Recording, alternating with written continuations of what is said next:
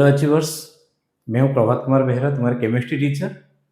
जैसे JEE main series में already हम फर्स्ट सेशन के डिस्कस कर चुके हैं from the chapter D and A block, that is from inorganic chemistry coming under 12th class syllabus. और जैसे मैंने बताया था, इनऑर्गेनिक मीन्स आपको एनसीईआरटी को चाहे कुछ भी समझ लो, चाहे कोई स्पिरिचुअल बुक ही समझ लो, उसको आपको हर लाइन हर वर्ड को याद रखना है, अच्छे से पढ़ना है। याद रखना मीन्स अच्छे से एनालाइज करके उसको समझना है, ठीक है। कि क्वेश्चंस भर भर के एनसीईआरटी से ही आ रहे हैं। और जैसे इसमें डी एंड ए ब्लॉक से हर सिटिंग में, हर सेशन में बिल्कुल क्वेश्चन आ रहा है। एक एक क्वेश्चन तो जरूर आ रहा है, किसी किसी में दो दो क्वेश्चन भी आए हैं। और यहाँ पे ईयर और उसके साथ डेट भी मेंशन किया, आप चाहो तो चेक कर सकते हो। Okay students, so now come to the question. और इसमें सेशन 2 में टोटल 9 क्वेश्चन आए थे। और उन्हीं क्वेश्चन को हम डिटेल सॉल्यूशन के साथ तुम्हारे सामने अभी डिस्कस करने जा रहे हैं। तो first, the spin only magnetic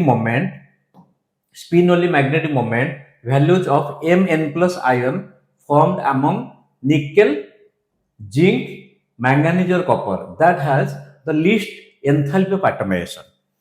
और इस कॉन्सेप्ट से अगर देखोगे स्टूडेंट्स, तो सबसे ज्यादा क्वेश्चन इसी सेशन में है। चाहे मतलब जो 9 क्वेश्चन हम डिस्कस करने जा रहे हैं, उसमें 3-4 क्वेश्चन में तो जरूर एंथैल्पी ऑफ एटमाइजेशन के ऊपर पूछा है।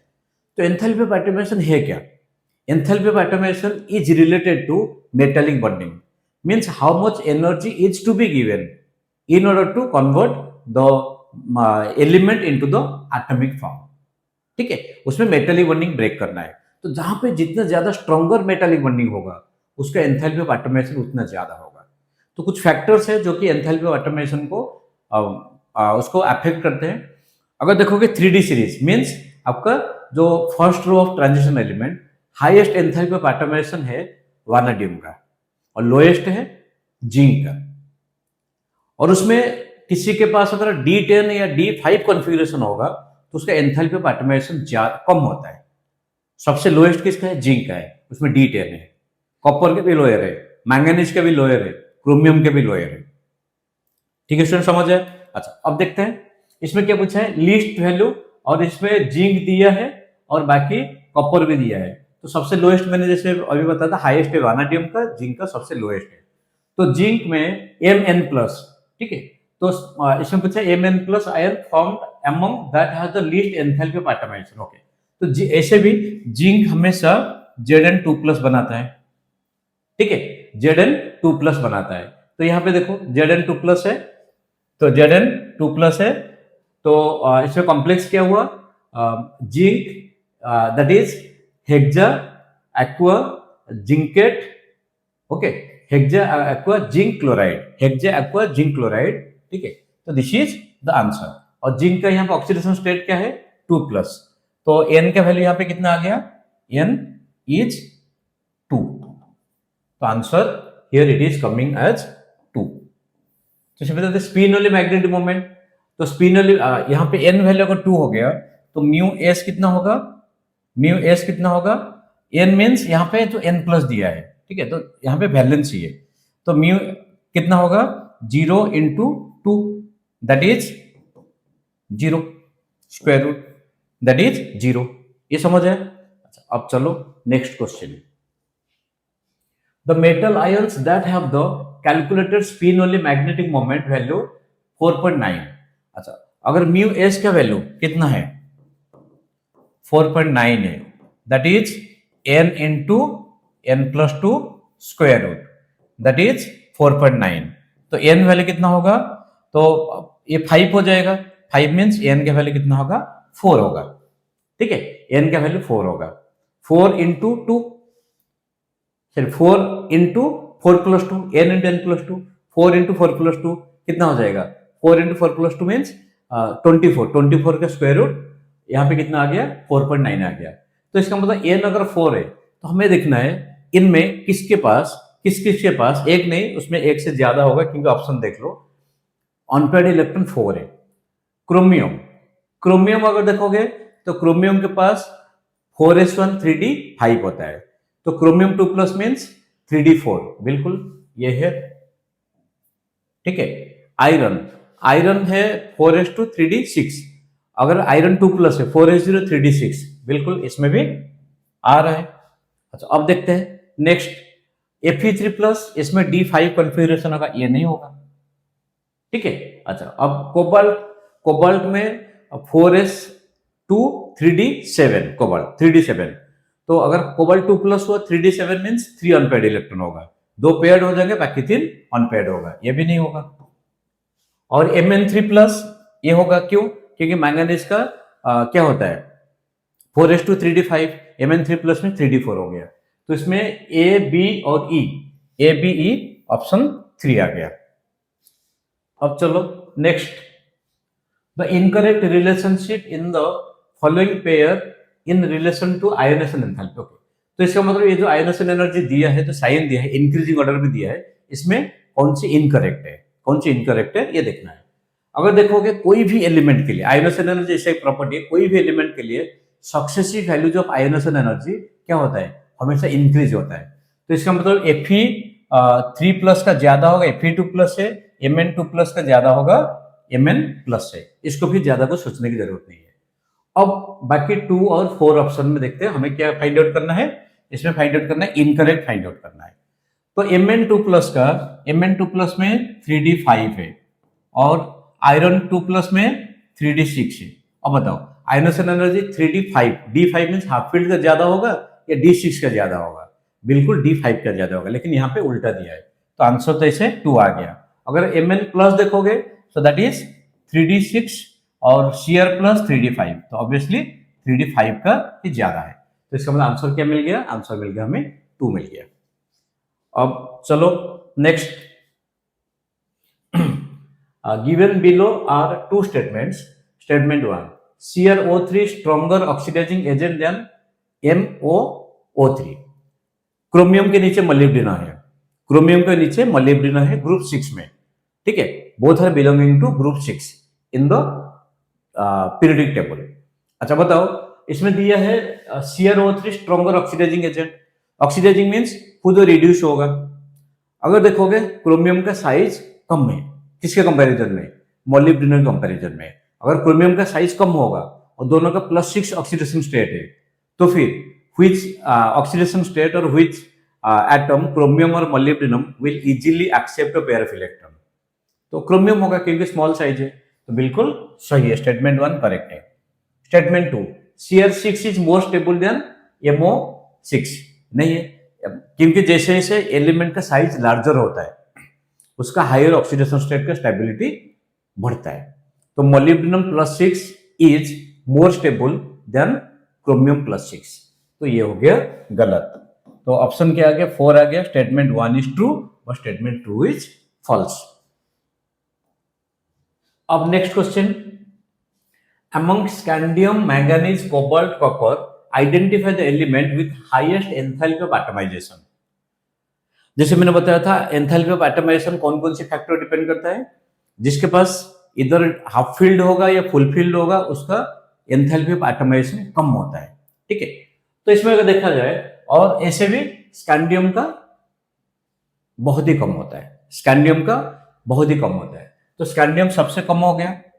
और कॉपर के पास D10 कॉन्फ़िगरेशन है, इसका भी कम होगा। और मैंगनीज के पास क्या है? D5 है, इसका भी कम है। तो इसका मतलब जो एलिमेंट दिए हैं इसमें सबसे हाईएस्ट जो एंथैल्पी ऑफ एटमाइजेशन किसके पास प्रेजेंट है? कोबाल्ट के पास। तो the spin only magnetic value of that element in the +2 oxidation state, तो कोबाल्ट इज 4s2 3d7, तो कोबाल्ट 2+ क्या होगा? That is 3d7। So 3d7 में d में 5 ऑर्बिटल्स है, 5 ऑर्बिटल में अगर 7 इलेक्ट्रॉन्स है तो फिर कैसे अरेंज होंगे this? So number of unpaired electron यहाँ पे कितना आ गया? n आ गया 3, तो म्यू s कितना होगा? इसमें क्या पूछा है? The spin only magnetic moment 3 × 5 square root. ठीक है, तो √15, 15 का √ कितना होगा? ये 3.9 के आसपास आ जाएगा, तो नियरेस्ट होल नंबर मीन्स ये आंसर आ गया इसका 4। Okay, 3.9 means nearest whole number that is 4। तो क्योंकि इसमें कोबाल्ट का एंथैल्पी ऑफ एटमाइजेशन इन जो एलिमेंट दिया है उसमें सबसे ज्यादा है। अब देखते हैं the pair of transition metal ions having the same number of unpaired electrons is okay, same number of unpaired electron. तो इसमें जो एलिमेंट दिया है, अब देखो टाइटेनियम 2+, टाइटेनियम का जो स्कैंडियम के बाद टाइटेनियम आता है, तो टाइटेनियम का क्या है 3d2, तो इसमें 3d2 आ गया स्कैंडियम 2+ का। एन वैल्यू कितना है 2 है। कोबाल्ट 2+, अभी डिस्कस किए थे, एन वैल्यू यहाँ पे 3d7 है, तो एन वैल्यू क्या है 3 है। वानाडियम 2+ में 3d क्या होगा 3 होगा, तो एन वैल्यू 3 है। अगेन कोबाल्ट 2+ आ गया। Fe3+ है 3d5, एन वैल्यू 5 है। क्रोमियम 2+, 3d4, एन वैल्यू कितना आ गया 4 आ गया। देन टाइटेनियम 3+ में 3d1 है, तो एन वैल्यू 1 है। मैंगनीज 2+, 3d5 है, तो एन वैल्यू कितना आ गया 5 आ गया। तो इनमें जो दिया है आप देखोगे इसमें कोबाल्ट 2+ और वानाडियम 2+, ये दोनों का बराबर है, ठीक है। कोबाल्ट 2+ और वानाडियम 2+, ये दोनों का बराबर है। बाकी देख लो इसमें बराबर नहीं है, सब में एन वैल्यू लिखा हुआ है। N represents here the number of unpaired electrons. बिल्कुल सिंपल सा क्वेश्चन है। अब नेक्स्ट क्वेश्चन देखो, the number of valence electrons. Valence electron means जो कि वैलेंस शेल इलेक्ट्रॉन नहीं बोल रहा, जो कि बॉन्डिंग में पार्टिसिपेट कर सकते हैं। Number of valence electrons in the metal among chromium, cobalt, iron and nickel which are the lowest enthalpy of atomisation. Student देख रहे हो कितने बार एंथैल्पी ऑफ एटमाइजेशन पूछा है। तो इसमें जो एलिमेंट दिया है chromium, copper, iron and nickel, तो लोएस्ट किसका होगा जिसके पास हाफ फील्ड है, फुल फील्ड तो किसी पास है नहीं, तो हाफ फील्ड किसके पास है क्रोमियम के पास है। तो इसका मतलब उसका lowest value of enthalpy of atomisation है अमंग दीज एलिमेंट्स। तो इसमें वैलेंस इलेक्ट्रॉन कितना होगा, क्रोमियम का होता है 3d5 4s1, ये सारे बॉन्डिंग में पार्टिसिपेट करते हैं, तो वैलेंस इलेक्ट्रॉन कितना आ गया 6 आ गया। अब the first transition series metal M has the highest, देखो दोबारा फिर enthalpy of atomization, enthalpy of atomization in its series highest, okay, one of its activated ion N, that is Mn plus, okay, तो यहाँ पे N plus है, ये अगर देखोगे यहाँ पे Mn+ है, exist in green color, okay, the nature of oxide formed by the metal Mn+ है, okay। तो फर्स्ट ट्रांजिशन सीरीज मैंने स्टार्टिंग में बताया था वानाडियम का सबसे ज्यादा है, वानाडियम का सबसे ज्यादा है, तो ये ग्रीन कलर है, ग्रीन कलर है। और वानाडियम इसमें दिया है highest enthalpy of atomization in the series, one of its activated ion Mn+ exist in green colour, the nature of oxide form by this, okay. तो वानाडियम का highest है, वानाडियम 3+ में एग्जिस्ट करता है ना, स्टेबल होता है। तो इसमें ऑक्साइड पूछा है, तो कोई भी मेटल है, मेटल ऑक्साइड जनरली क्या होता है बेसिक नेचर होते हैं, तो यहाँ पे आंसर क्या आ गया 4 आ गया। लेकिन ये याद रखना वानाडियम का एंथैल्पी ऑफ एटमाइजेशन सबसे ज्यादा है अमंग 3D सीरीज। अब आगे हम last question, the correct decreasing order only magnetic moment value of copper plus, copper 2+, Cr2+, Cr3+, okay. तो कॉपर प्लस यहाँ पे सारे वैल्यू फाइंड आउट करने की जरूरत नहीं, आपको देखना है नंबर ऑफ अनपेयर्ड इलेक्ट्रॉन जहां पर ज्यादा होगा उसका spin only magnetic moment value भी ज्यादा होगा। तो कॉपर प्लस में 3d10, तो n वैल्यू कितना हो गया 0 हो गया। कॉपर 2+ में 3d9, तो n वैल्यू कितना है 1 है on number of unpaired electron. Chromium 2+ 3d4, n value कितना है 4 है। क्रोमियम 3+ 3d3, n वैल्यू कितना है 3 है।